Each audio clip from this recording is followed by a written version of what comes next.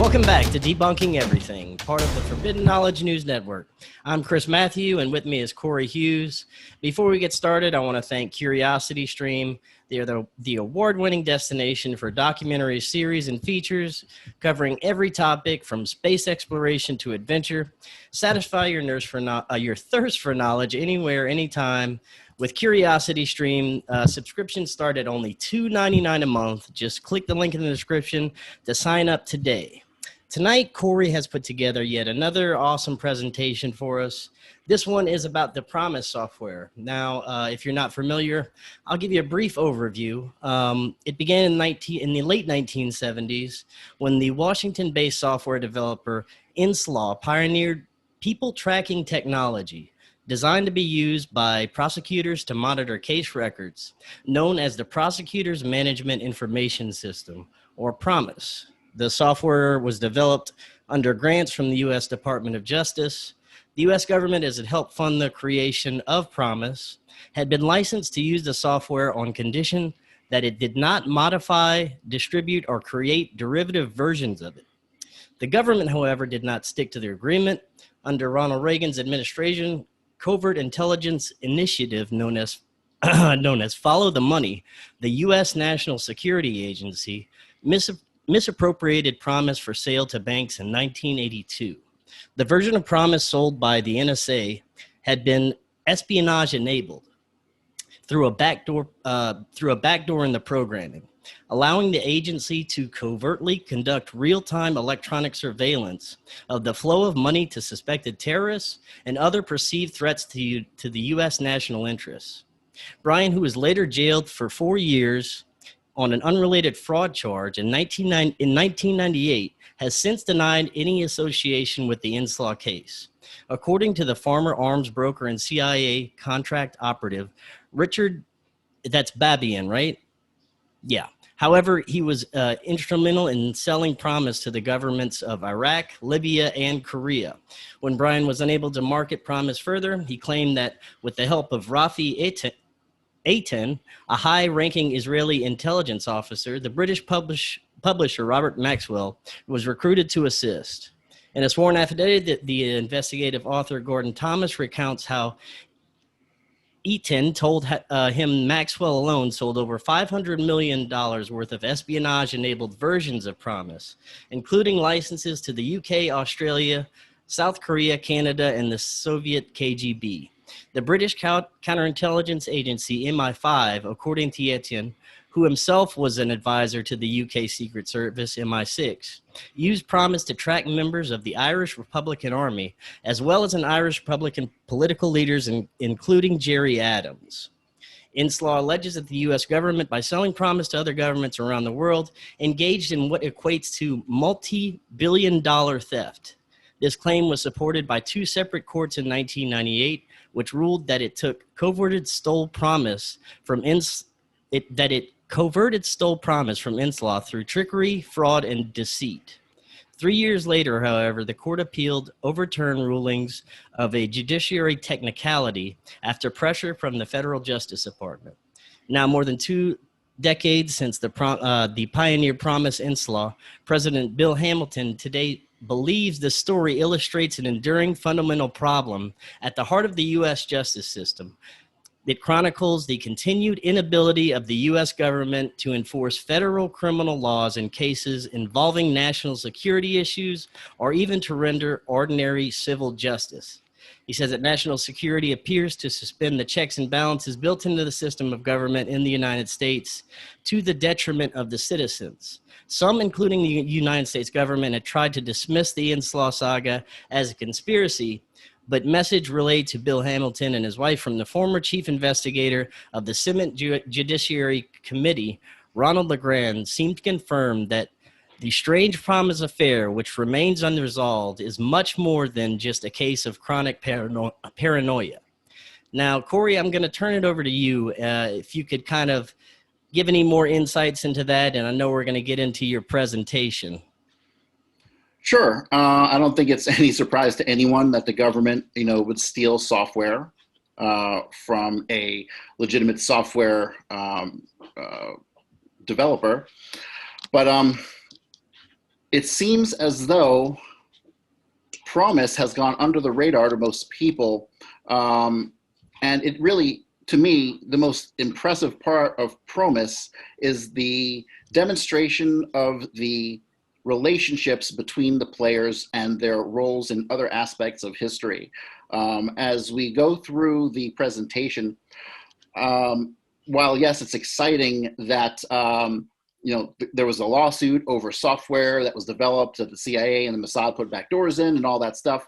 When you see the relationship between the people here, you will see that that far outweighs the actions that the government actually took. The relationships, and I keep emphasizing this, the relationships between people in history is far more important than anything else. So let me go ahead and share screen.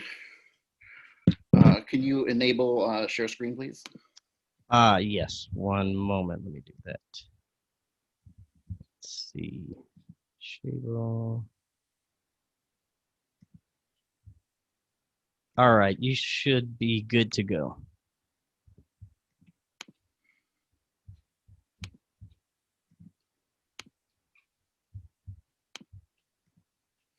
Okay, Promis was developed by Inslaw, and I've entitled this Israeli Espionage and National Security. These are the sources I pulled from, so I don't have to credit them each time I say something or quote something from them. Inslaw Inc. is a Washington, D.C. based information technology firm that markets case management software for corporate, and I can't read that because once again, I've got faces over my screen.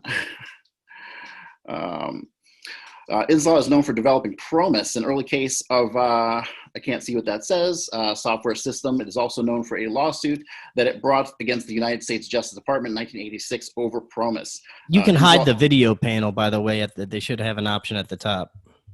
Yeah, but my mouse has now disappeared because of the software interaction. That's all right. We'll roll with it. Yeah, we'll roll with it. I'll probably talk for a while, so let me fix it because this is going to annoy me. All right, so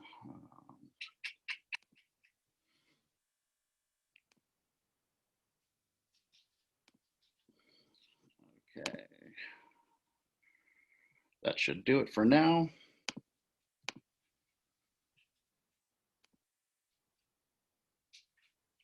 So basically, Inslaw made this software, and it was fundamentally data mining software. And for the time, in the late 70s, early 80s, it was a game changer. Now you have Google and web crawlers today that go out and harvest all the data across the internet. But in 1978, 1980, this was revolutionary to the point where it caught the attention of intelligence, the Mossad, the CIA, the Department of Justice was involved in it, and there were some key people involved that you'll see keep reappearing through history. Inslaw won damages in bankruptcy court, but these were overturned on appeal. The suit resulted in several Justice Department internal reviews, 2 congressional investigations, the appointment of a special counsel by Attorney General William P. Barr. Okay, you know who that guy is? He's our Attorney General today. And a lengthy review of the special counsel's report under Attorney General Janet Reno. Inslaw's claims were finally referred to by Congress to the Court of Federal Claims in 1995, and the dispute ended with the court's ruling against Inslaw in 1998.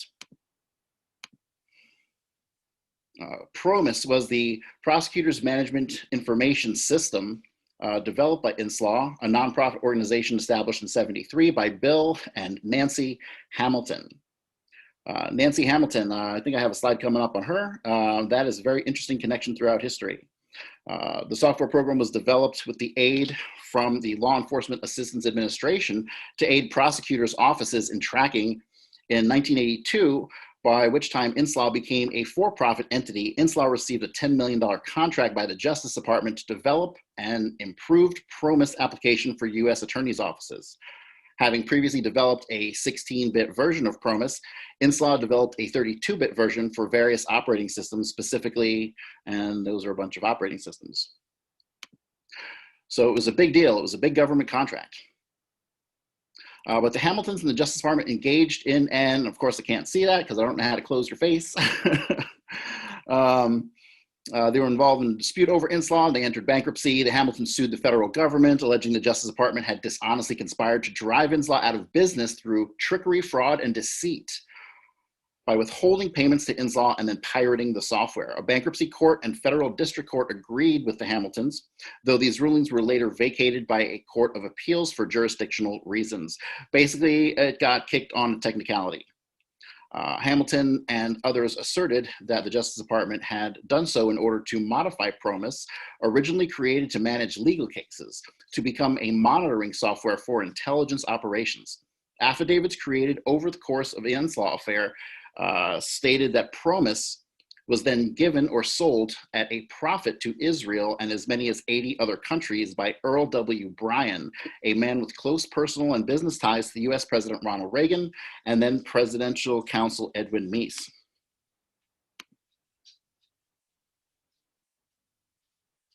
In September of 1992, a House Judiciary Committee report voiced serious concerns that the Justice Department officials had schemed to destroy Inslaw and co-opt the rights to its Promis software and had misappropriated the software. The report was the outgrowth of a 3-year investigation led by Jack Brooks. Now, Jack Brooks is another name that pops up throughout history. He pops up several times in the Jack Valenti FBI file. And so his connections to Kennedy and the motorcade and Valenti, it just goes to show how history just kind of repeats itself with the same people over and over and over again. There's not one person involved in Kennedy who's not involved in at least a dozen other things that you'll see if you study, the era of, the 30s through the 70s. The report faulted the Justice Department for a lack of cooperation in the investigation and found that there appears to be strong evidence as indicated by the findings in 2 federal court proceedings as well as by the committee investigation that the Department of Justice acted willfully and fraudulently and took, converted, and stole Inslaw's enhanced Promis by trickery, fraud, and deceit. The Department of Justice acting fraudulently? Who would have thought? I know, right? So not in their character.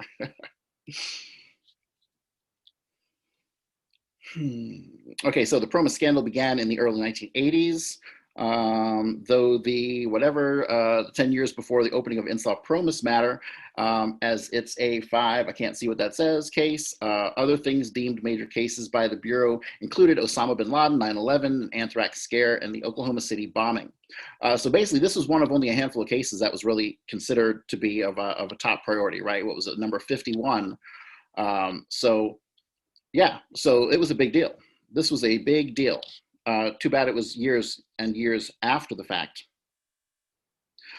According to a summary sent to the FBI director in 1992, the roots of the Inslaw Promis case went back to 1982, when Inslaw signed a $9.9 million contract with the government to install Promis as the Justice Department's case management software in 94 U.S. attorneys' offices.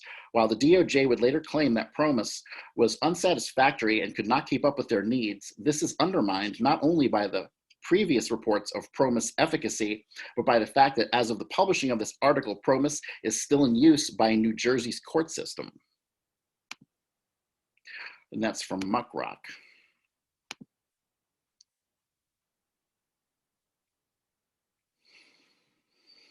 Okay, so like I said before, Promis was basically just the most badass software there was that was used specifically for law enforcement case management.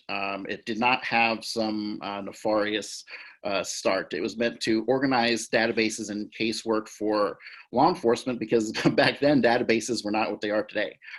They were very difficult to access and cross-reference, and so this software was like a game changer. It was extremely ahead of its time for the 70s whenever it first came out. Yeah. I think a lot of times back then, these guys would develop things and then not really see the long-term viability of it or what it could be used for down the road and how it could be foundational, right? So, but those interests will always come in, and they'll find they'll find what they can use out of it, and they'll do everything they can to take advantage of it. Yes.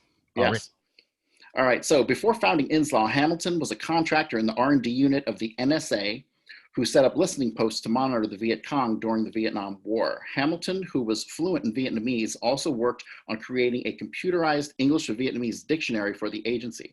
After developing Promis for the DOJ, Congress voted to abolish LEAA. The Hamiltons then bought Inslaw and converted it into a for-profit corporation. They decided to invest their own money into creating an upgraded version of Promis. They named Enhanced Promis due to the significant enhancements.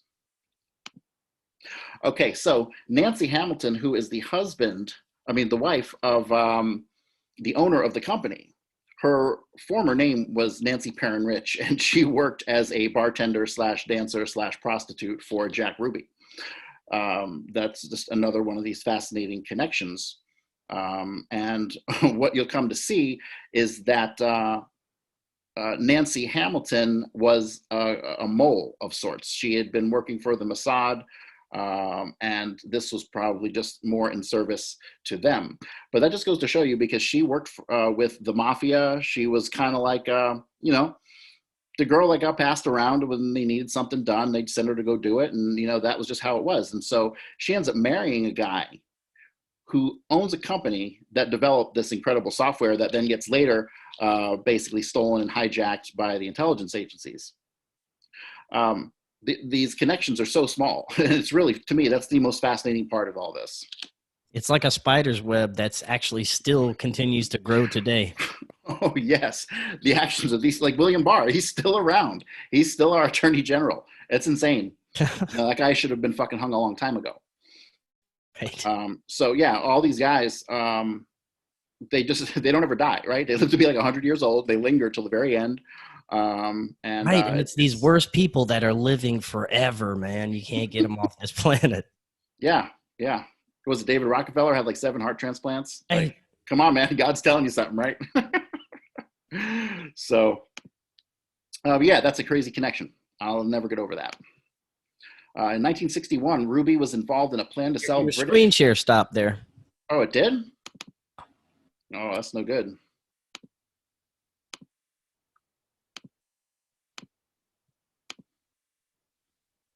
There we go.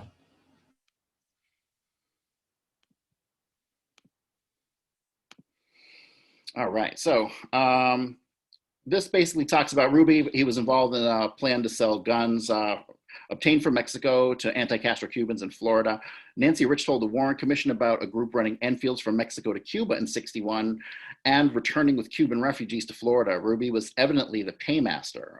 During the 10 years preceding the assassination of President Kennedy, there is a considerable amount of information that shows the FBI, CIA, and U.S. Customs were very familiar with Jack Rubenstein and his gun running activities. The Warren Commission requested a written response from the CIA for any and all information on Jack Ruby. The CIA responded by stating, examination of CIA records failed to produce information on Jack Ruby or his activities. but the CIA provided no information whatsoever for Jack Rubenstein, right? So yeah, Nancy Perrin Rich testified at the Warren Commission, told them all about his gun running and who he was working with and working for. He worked for Meyer Lansky. He was a mobster, you know. He worked with Hank Greenspun, who was the publisher of the Sun newspaper in Las Vegas. Hank Greenspun, they got busted down in Miami as being part of this operation that was smuggling guns from Miami ultimately to Israel, part of the Sonborn Institute. I think I've talked about that like a lot in a couple of different presentations. Right. So yeah, like it's the same people over and over and over again. Jack Ruby, way more important person in history than just some guy who ran a deadbeat nightclub. This is just some of the FBI documents, kind of alluding to what I'm telling you. The DOJ began withholding payments to Inslaw in 1983, a month after Inslaw's owners had refused to sell the company to a friend of the Attorney General, and a year after Inslaw had demonstrated the software to the FBI for use as their new case management software. As a result, Inslaw was forced into bankruptcy and eventually sued the federal government. The court ruled in Inslaw's favor, finding that the DOJ officials converted, and stole the software through trickery, fraud, and deceit. So, yeah, our government's criminals. No big surprise there. Yeah, so this just talks about more of the people who were involved. Edwin Meese, who was he was the Attorney General prior to William Barr, I believe, and he was the special counsel of the president. So, you know, this kind of stuff goes to the highest levels. And you know, this kind of stuff is also why we can't have anything that would be good for mankind, because you know, the good or the bad, they're going to take it over and exploit it, and we won't see it, and it's all going to go to their needs to either use it against us or use it for their own needs. Yeah. That's why we can't have nice things, right? So Right. they basically, there's a, We can't have anything except what they give us, what they show us. I always bring up that there was that guy who made a carburetor like in the 50s that you could drive from New York to California on one tank of gas, right? So like Right. what happened to that thing? Like Exxon bought it, put it on a shelf. you know, Yeah. like I fuck this whole Or the world. people who invent it die, and you'll never hear the technology again. Yeah, and the problem I have is that, like, from a statistical perspective, solely, there will always be a certain percentage of the population who are megalomaniacs who want to rise to power, see politics as the way to do it, and therefore, I think this is like a never-ending battle. Like even if we got rid of all these fucks today, like this is a whole new generation of them sickos tomorrow. But they're Just getting stupider. statistically Like speaking. you said before in a couple of earlier presentations, each generation is getting worse at these psychological warfare campaigns, at all the crap Right. that they're doing. They're getting dumb. Right, but is that a result of them offloading their brain power to like computer systems like this? It could be. Like They just, and so that could be what balances it out and makes it even worse for us. You never know. So, yeah, um, interesting. all right, we talked about this, the court's ruling, because they proved the government had stolen their stuff and then sold it and changed it, and basically it was appealed, and on the appeal, it was turned over because of some bullshit technicality. So everyone really knows what happened. Everyone really knows that the government did all this. They used the software to create FOIMS, FOIMS, which is a more advanced version of the software. Development on FOIMS began in September 78 and 79. The first pilot project was implemented consisting of FOIMS Basic, which only allowed specially trained personnel to perform word processing and administrative functions while leaving agents without access. While a more advanced version of FOIMS remained under development, according to the FBI in 1981, they decided to switch from COBOL, the language Promis was written in, to the ADABUS database management system. That year, CIA and other federal agencies are offered copies of the software as part of the federal government's internal software sharing program.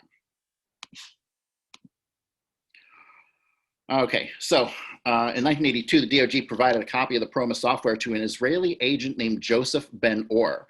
Ben Orr was the alias of known Mossad operative Rafi Eitan. This is a super important guy. Yeah, he at one point was the head of the Mossad in Europe. He was an advisor to pretty much all the presidents. I'll read this from his obituary.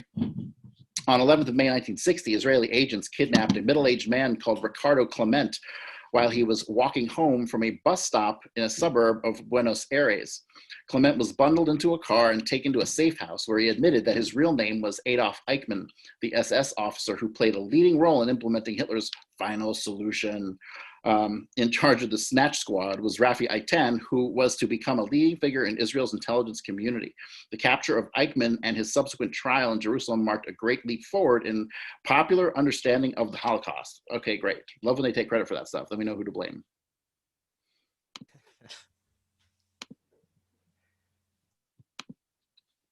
All right, so this here is just showing, this is a NUMEC document. NUMEC is where they stole the uranium out of Powell, Pennsylvania. And they were dumping nuclear waste, bomb-grade nuclear waste right up the road from there. That part of Pennsylvania near Apollo is it won't be habitable for like another 30 years. Like it was not even like just regular toxic waste. It was bomb-grade nuclear waste. They totally fucked us there. No one's ever paid that price. yeah. And this is him right here, I-10. He was one of the visitors. He was an Israeli citizen. Yeah, he was one of the heads of the Mossad.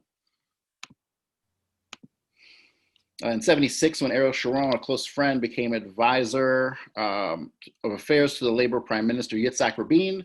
2 years later, he became advisor on terrorist issues to the Likud's Menachem Begin, right? So Menachem Begin and Yitzhak Rabin were behind the Kennedy assassination, right? They were the most active commanders on the ground. And so we've already seen like the connection here to Jack Ruby. We've seen the connection here now through I-10 to basically the heads of the Mossad. So you see how like you can never escape Kennedy. Like these guys are just all. This is like Kennedy is like one piece of a big tapestry of history, you know. Right. And so the It's like closer the I get, center of a huge puzzle. right. So the closer I get to thinking that I'm finally finished and I'm solving this thing, and I know all about the two Jack Valentes, which we'll have to talk about another time. I keep getting closer, but then I keep finding these connections to everything else, right? So I don't even know where Kennedy ends anymore, right? When do I stop? When do I know when is this solved, right? When I solve three more things attached to it, is that when it's, you know, because they're all intertangled, they're all intertwined. Each rabbit hole has a new tunnel that you go down, and you get lost in that one, and it's hard to come back. Right, but ultimately the point is like what's going on in the world today. How do these things impact what's happening in the world today? And this is what, like when I do these shows, it's because this is I'm telling you stuff. It's trying to teach you why the world's fucked today, you know. So yeah, so this guy's a real scumbag. He very important person in the Mossad. He was advisor to all the presidents. He was in that role when the Palestinian who was held responsible for the Munich Olympics massacre of '72, Ali Hassan Salem, was tracked down and killed by a car bomb in Beirut. Yeah, so the Munich Olympics massacre, like that was an atrocity. That was fucking horrific. They went and hunted down these guys and murdered them, like violated state sovereignty everywhere. Didn't give a fuck. They never give a fuck. You know, it's their world, I think. All right, Mengele.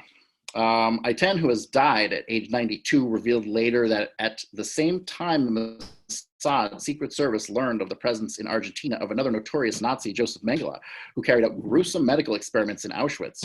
I-10 refused to kidnap Mengele as well for fear of jeopardizing the Eichmann operation. He was standing behind the gallows when Eichmann was executed in 1962.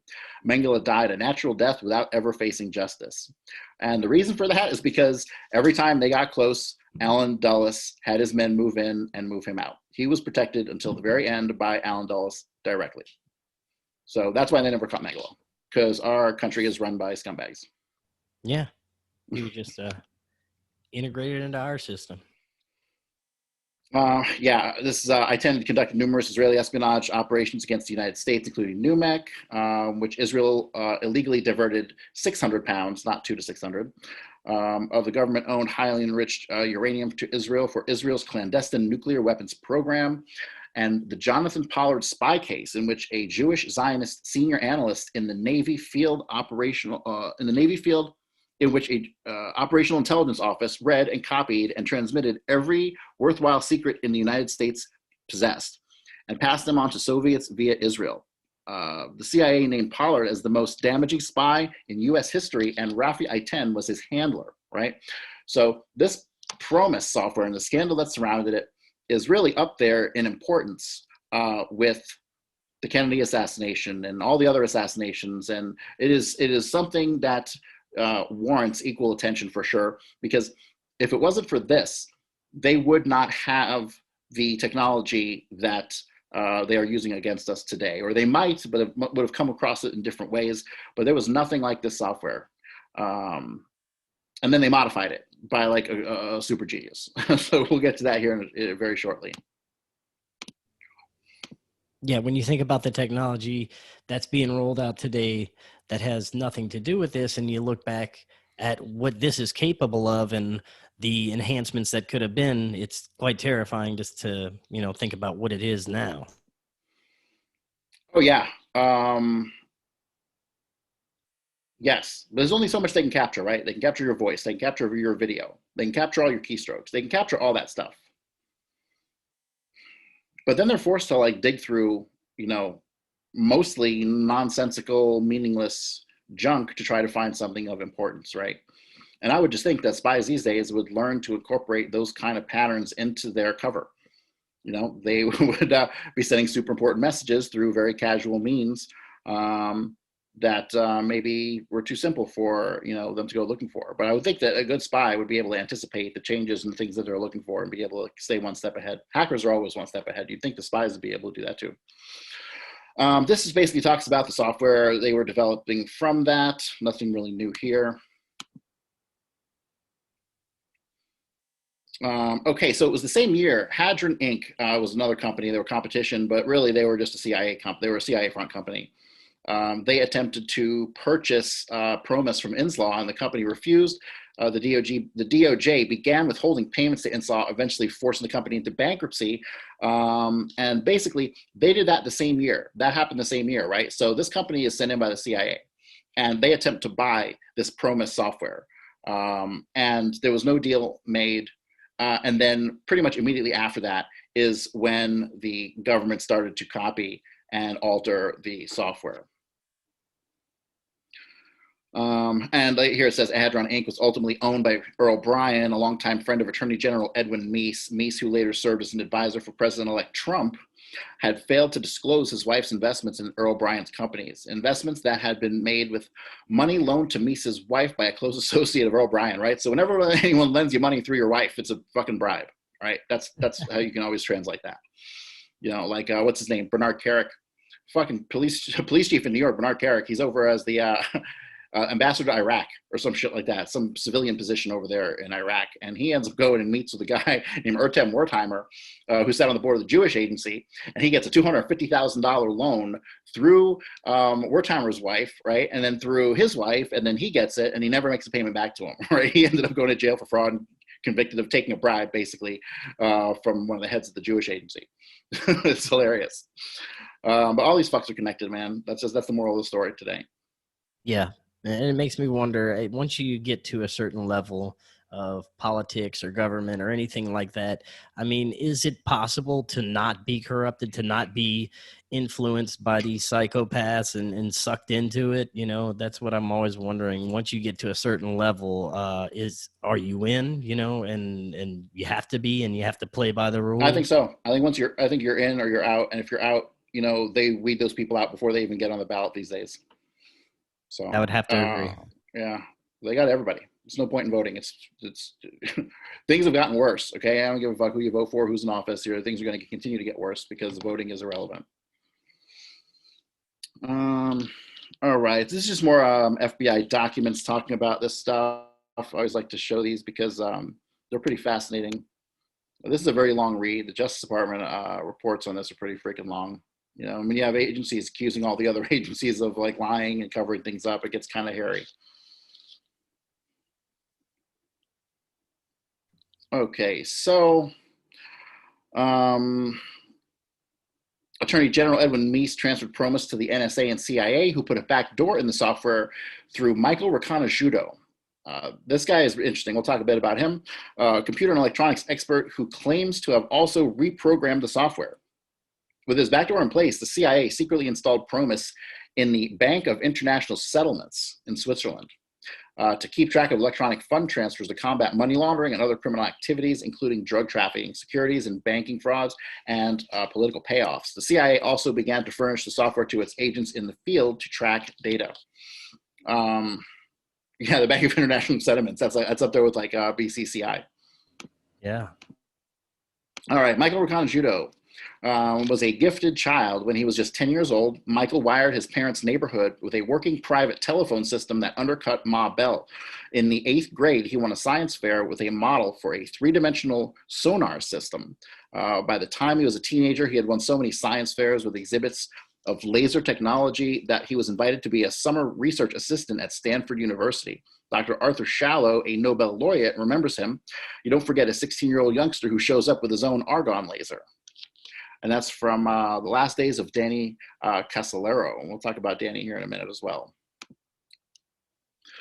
So Ricardo was a prodigy who had grown up in the spook community. The Ricardo family had once run Hercules Incorporated as a company town. In the early days, 1861, a company called California Powder Works had been established in Santa Cruz. It later purchased land on San Pablo Bay, and in 1881 started producing dynamite, locating buildings in gullies and ravines for safety purposes.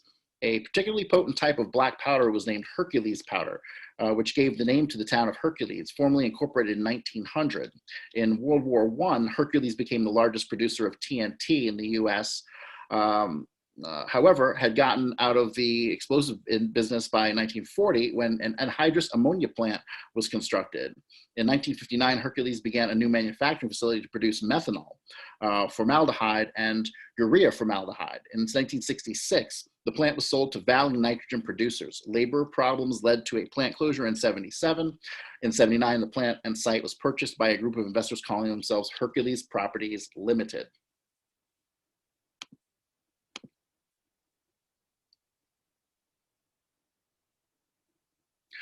Okay, so Michael and his father, Marshall Ricardo, who was a friend of Richard Nixon, continued to run Hercules Research Company. In the early 1980s, Michael also served as the director of something, a joint venture between the Wackenhut Corporation of Coral Gables, Florida, and the Cabazon Band of Indians in Indio, California. That becomes very important. Ricardo's talents were much in demand. He had created the aneutronic bomb, or electrohydrodynamic gaseous fuel device, which sank the ground level of the Nevada test site by 30 feet when a prototype was tested.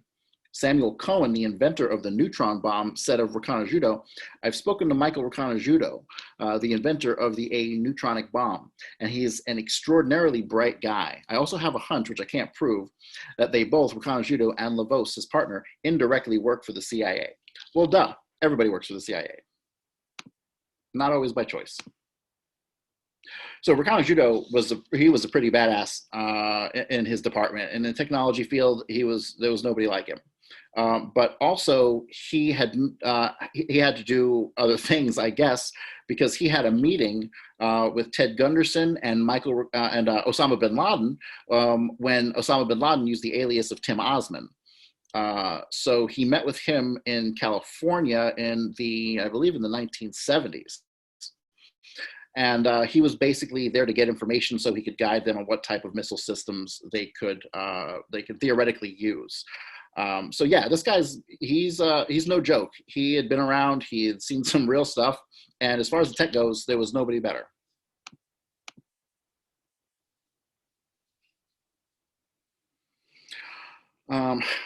Yeah, so the two men headed to the Hilton Hotel in Sherman Oaks, California. This was in 86. They were on their way to meet representatives of the Mujahideen. The Mujahideen were the Afghan fighting forces used to fight the Soviets. One of the two, Ted Gunderson, had a distinguished career in the FBI, serving as some sort of supervisor over special agents in the early 60s, as head of the Dallas field office from 73 to 75, and as head of the Los Angeles field office from 77 to 79. He retired to become an investigator for, among others, well-known attorney F. Lee Bailey.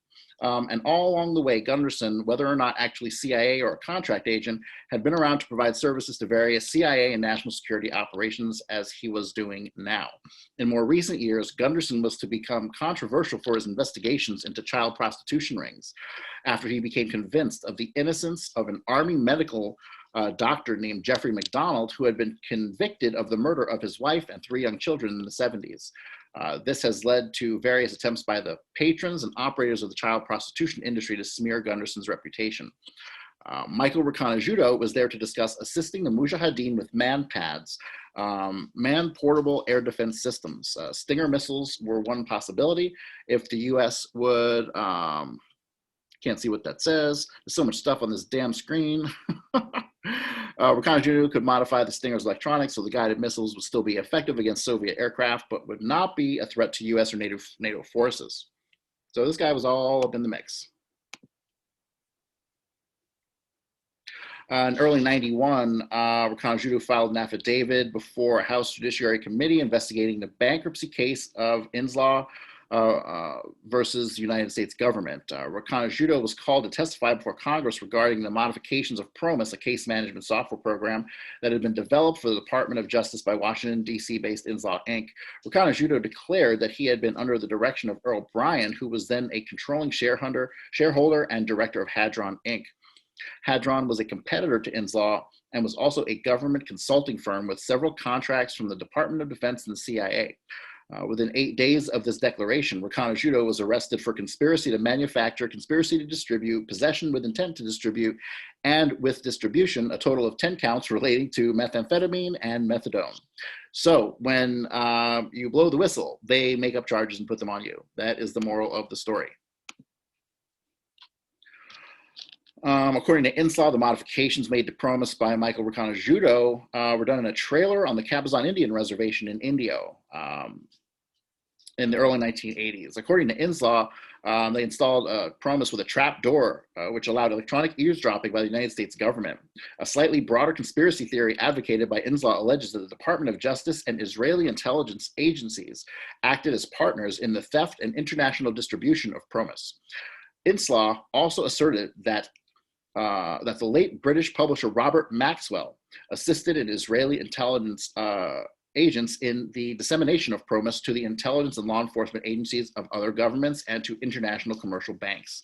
According to this theory, Israeli intelligence agents also colluded with Department of Justice officials to prevent Inslaw from fully litigating its claims against the US government.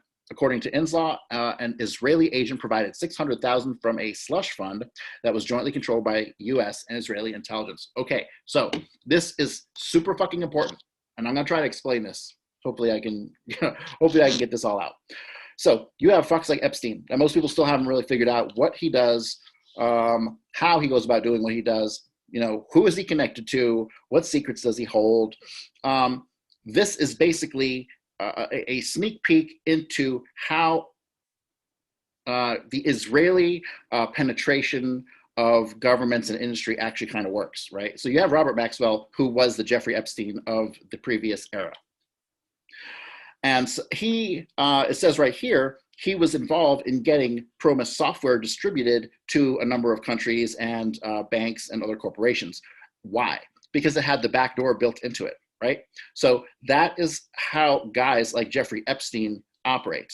They do blackmail people with the underage girls, and that seems to be solely what Jeffrey Epstein did. But Robert Maxwell was a little bit more multifaceted.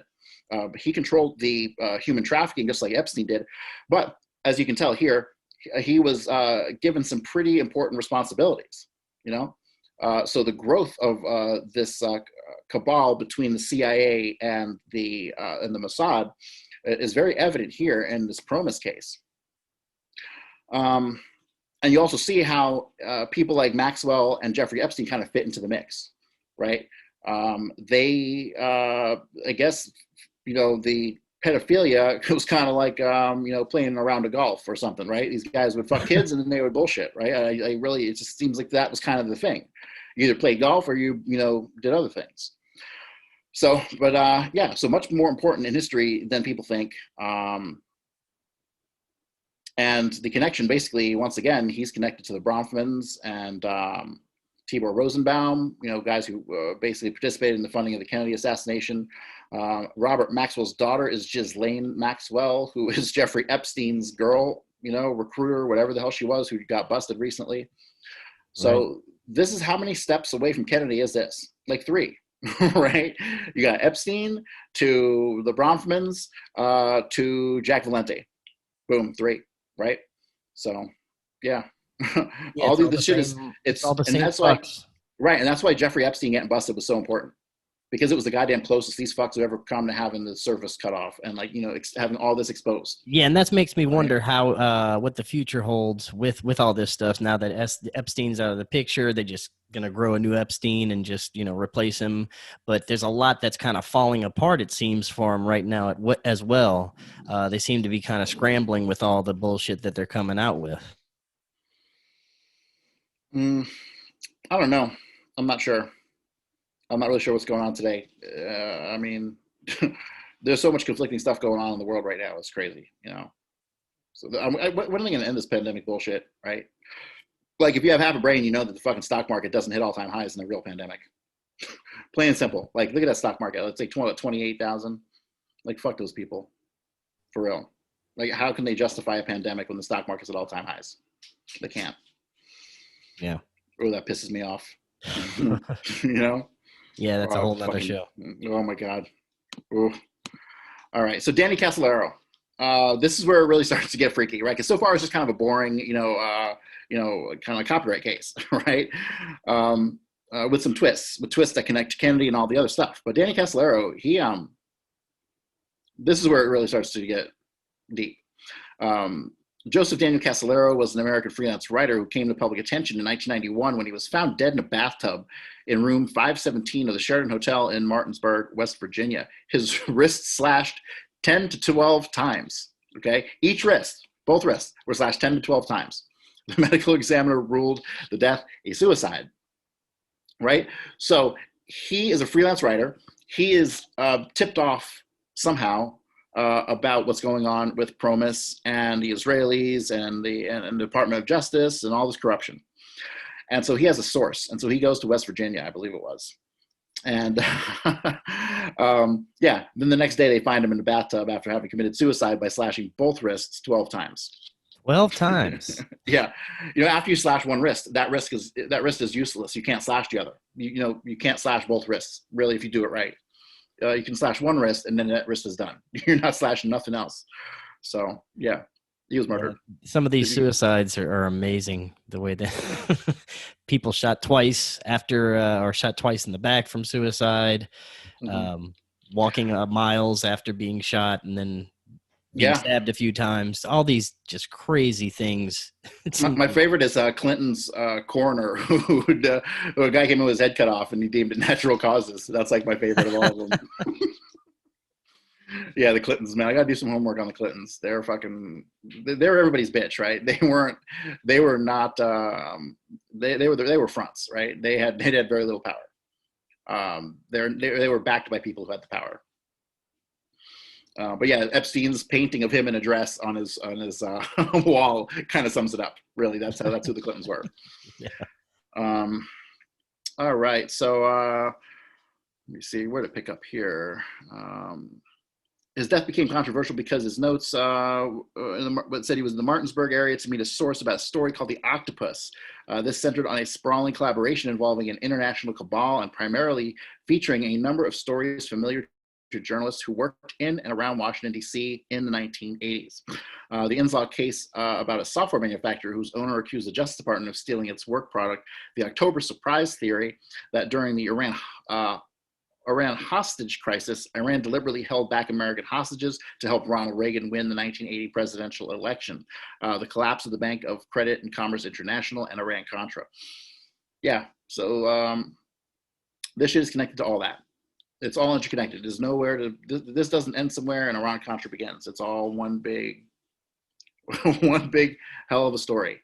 Really. It seems like any kind of large, either what you would call false flag or staged event or major event that has been perpetrated by these same players, it's all connected in some way. It all goes back. It's always the same people. It's always the CIA. It's always the Mossad. And, I still got to do more homework on the Galen organization, but they didn't just disappear overnight. And these are the fucks who control our world. They're the fucks who killed Kennedy. They're the fucks who were behind everything for the last 100+ years. I sound like a broken fucking record. Yeah, but all this shit's connected.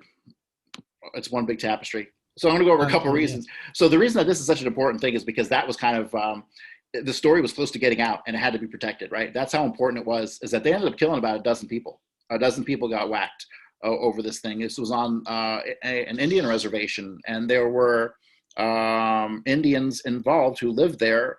They found like 3 or 4 of them hacked up in the guy's home with a machete. I mean, like this thing got really bloody. But just to counter the government's conclusion that it was a suicide, I just picked out a couple points I thought were pretty interesting to show that it kind of wasn't. And this was like the first murder in this case, which who knows how many there have been over the decades.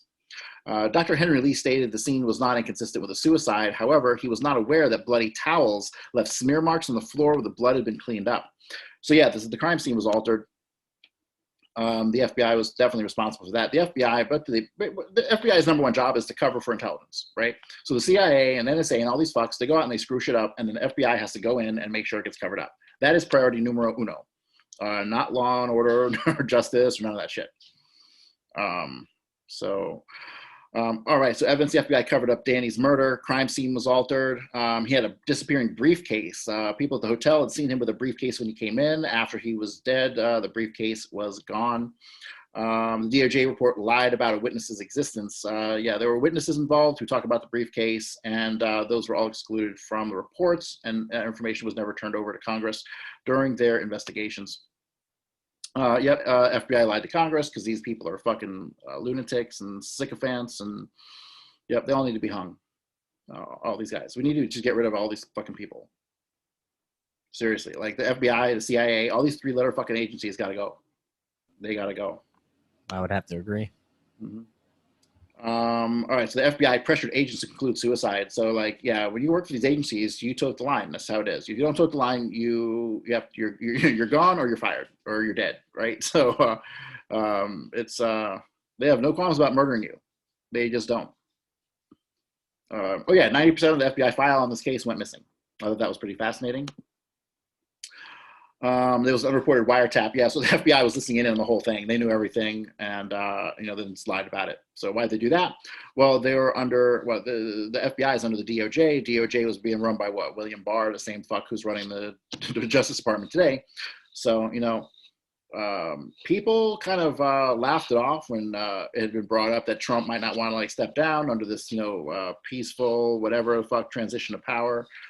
I kind of laugh it off too, because it would be the absolute insanity for anyone to ever try that shit. But William Barr, who was this fucking scumbag who handed the shit over to Israel and covered up Danny Casalero's murder, the guy who's sitting in as Attorney General today, that fucking guy, man, he's a traitor to our country. He got to go. He's got to go big time. So yeah, they had the wiretaps. We need a complete rehaul of everyone in politics and government. And you're right, the CIA, FBI, all these three-letter agencies that serve no purpose other than to basically destroy our country and start wars and sell drugs, basically. Mm-hmm. Yeah, and so I put together this little map of all the characters involved in this thing. This isn't even all of them. I could have gone way deeper into the connections with Robert Maxwell and the Bronfmans, and these things never end. They really don't, because you start connecting people, next thing you know, you're connecting a whole nother era of history. But yeah, this is pretty much how it works. Like Jack Ruby worked for Nixon, Nancy Perrin Rich, who married Bill Hamilton, who was the owner of Inslaw, whose company created Promis, right? She worked for Jack Ruby. She also was like a mafia, I don't know, she might have been used as a honeypot, but she was, she was a mafia call girl, right? She was a hooker and a stripper. And we all know the mafia's relationship with the CIA, right? That goes back to the 40s and Lucky Luciano and the New York Peers. And so, yeah, like all these fucks connect, right? You can see Kennedy all over this thing, right? And you got Trump. Trump keeps popping up throughout history, man. It's really strange, because also in the 1980s, he had a lawyer named Roy Cohn. Roy Cohn sat on the board of Permindex, the company that financed the assassination, right? So Trump keeps popping up in the Kennedy assassination, not as anybody who was around or relevant or could even be involved, but the connections afterwards, makes me think about his dad. I don't know. Does anybody know anything about Trump's dad? Like, I bet you that fucking guy holds all the secrets. Yeah, that would be interesting. Yeah, I got to do some digging on that. But, I got to do some digging on that. But I'm actually I just thought I got to start on my book, right? So I'm crowdfunding my book. I'm finally going to write a book. It's actually going to be in multiple books, because you can't fit all of Kennedy into one book, even if it's 1,000 pages. Right. So CoryHughes.org. If you guys head over there, you can pre-order the book. It's going to be about a year from now. I'm going to take my time and I'm going to do it right. It's going to have every goddamn answer everybody wants in it. So it is definitely going to be worth the wait. And I got a bunch of different packages up there.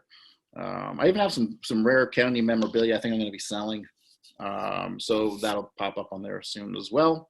But yeah, I thought this was a fascinating chart. It's got everybody from Osama bin Laden, to Richard Nixon, to all the Israeli fucks, right? This is just like, to me, this is like art. The tapestry and the interweaving of these characters is the most fascinating part for me, for sure. We know they're evil. They're going to continue to do evil shit, right? So, but yeah, and then Promis, that's the story just kind of wraps up. That software goes on to become the software foundation for Eclipse, that Snowden talked about. The Mossad took it and did whatever the fuck they did with it. We have a history of working with the Mossad on cyber issues, right? I got to do a show on Stuxnet one of these days. Stuxnet, what a bunch of fucking assholes these guys are, for real. Stuxnet was basically a virus that was designed specifically to infect one place on Earth, and that was the Iranian nuclear reactor. It was specifically designed with schematics to shut off key systems and create a nuclear meltdown, right? And we did that, right? Our government and Israelis. So fuck us and fuck them. Really. So yeah, I got to do one on Stuxnet because this is like foundations of Stuxnet right here. This Promis software stuff. Right. So, but yeah, that's pretty much it. I think it's the last slide. So let me go ahead. Yeah, I wanted to get your thoughts. Last night, you and I were caught a little bit of the debates, and it was mostly just hilarious. But you know, there's so many people that are basically relying on this election to solve our problems. Like one of these idiots that were yelling at each other last night is going to actually do something to turn what this shit show that we're in around. And, you know, I'd just like to get your thoughts on that. And, you know, do you think that there is even a remote chance that one of these guys could do anything to change anything that's happening right now? No, these guys are the reason things are happening as the way they're happening right now. Like, okay, so let me just say this.